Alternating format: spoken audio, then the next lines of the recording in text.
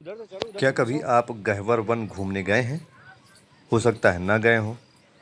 जो लोग गह्वर वन के बारे में नहीं जानते, उनको आज मैं गह्वर वन के बारे में बताने जा रहा हूँ। गह्वर वन बरसाना धाम में स्थित है। बरसाने की जब आप परिक्रमा करते हैं तो परिक्रमा मार्ग में गह्वर वन पड़ता है। इस गह्वर वन के बारे में ऐसा कहा जाता है कि श्री राधा रानी की मधुर लीलाओं की एकांतिक विहार स्थली है ये, और रसिक संत श्री नागरीदास जी ने यहाँ निवास करते हुए श्यामा श्यामा की दिव्य लीलाओं को अनेक सुंदर पदों में व्यक्त किया। और स्वामी हरिदास जी ने भी गह्वर वन की लीलाओं का वर्णन किया है। यह जो स्थान आप देख रहे हैं, इस स्थान के बारे में ऐसा कहा जाता है कि यहाँ पर श्री राधा रानी की गोद भराई की रस्म हुई थी, और यहाँ पर जो बाहर बोर्ड लगा था उस पर मैंने पढ़ा था कि यहाँ पर राधा रानी भगवान प्यारे श्याम सुंदर नित्य प्रतिदिन 16 श्रृंगार करते हैं। कन्हैया जी भी गह्वर वन में गोपी भाव में रहते हैं। गोपी भाव में होकर के कन्हैया जी सखियों के साथ रास भी करते हैं।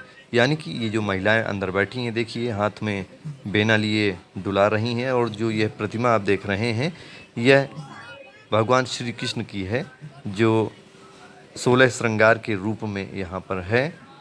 यहाँ पर भगवान श्री कृष्ण 16 श्रृंगार करके रहते थे, और यहाँ पर लोग आते हैं, बैठते हैं और भगवान को दुलारते हैं, उनकी सेवा करते हैं। यहाँ जो बोर्ड बाहर लगा था उसमें मैंने ये भी पढ़ा था कि यहाँ पर राधा रानी की गोद भराई की रस्म भी हुई थी, और स्वयं माता यशोदा ने की थी।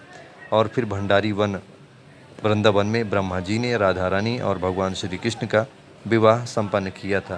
अभी कुछ दिन पहले इस चीज़ की भी चर्चा चल रही थी कि भगवान श्री कृष्ण और राधा रानी की शादी नहीं हुई। तो यहाँ पर मैंने यह भी पढ़ा कि ब्रह्मा जी ने उनकी शादी करवाई थी। खैर, यह गह्वर वन है, एकदम शांत, हरे भरे पेड़, साफ सुथरी जगह, और एक अलग सा यहाँ पर आकर एकांत महसूस होता है। एक खुशी सी महसूस होती है यहाँ पर आकर के, चिड़ियों की चहचहाहट। और यहाँ पर जो पेड़ हैं उनकी खासियत है कि उनकी जो लताएं हैं, जैसे निधि वन में, उसी तरह से यहाँ पर एक दूसरे से लिपटी हुई हैं।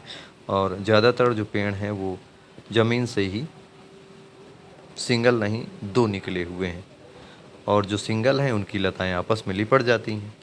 तो यह गह्वर वन है जो कि बरसाने की परिक्रमा में मिलता है। बाहर निकलेगा।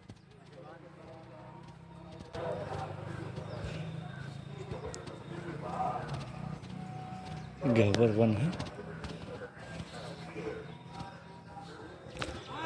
हाँ,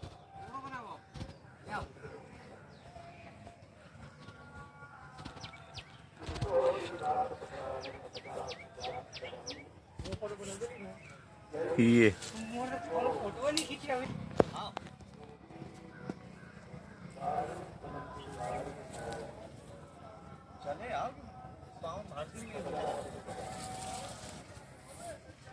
घुमा दो।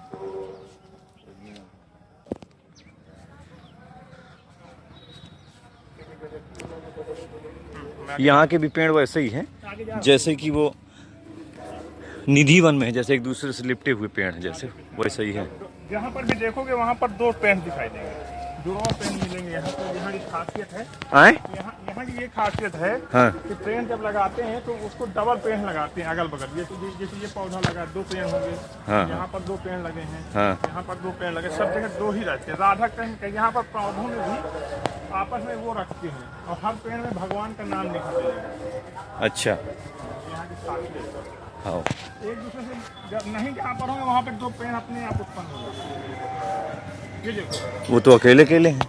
2 पेड़, और वो जैसे 2 पेड़ है वो है ना, देखो लता अपने आप लिपट गई है। हाँ। जैसे यहाँ पे सिंगल पेड़ आया, तो ये देखो यहाँ पर जैसे सिंगल पेड़ है, लेकिन यहाँ पर अपने आप 2 हो गई हैं, एक दूसरे से लिपटती हुई लताएं हैं। ये देखो, ये यहाँ यहीं से डबल हो गई है। ये अधिकतर यहाँ पे 99% देखा जाता है कि जो पेड़ आएगा उसके बगल से दूसरी शाखा जरूर निकल जाती है।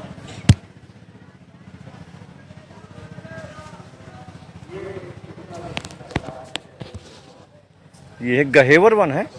गहवर वन। गहवर वन राजस्थान में आता है ये जो बरसाना परिक्रमा में आता बरसाना परिक्रमा में शायद राजस्थान भी टच होता है एरिया।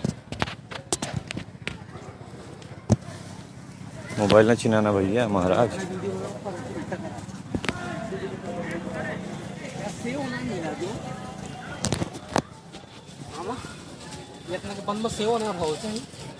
सेव अनार हिमाचल नहीं है ये सेव अनार।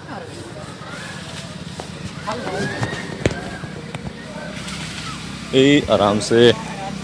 तो यह था गहवर वन जो बरसाना धाम में स्थित है, बरसाने की परिक्रमा में है।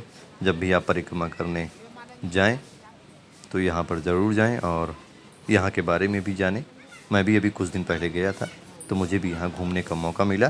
परिक्रमा में बहुत सी ऐसी चीज़ें हैं जो अनदेखी हैं, अनसुनी हैं। अगले वीडियो में आपको मैं किशोरी जी के चरण दर्शन कराऊंगा जो आपने नहीं किए होंगे। पता नहीं एक संत हमें कहाँ से मिल गए और उनके मन में ऐसी इच्छा हुई चरण दर्शन कराने की, तो हमें जंगल ले गए और चरण दर्शन कराए।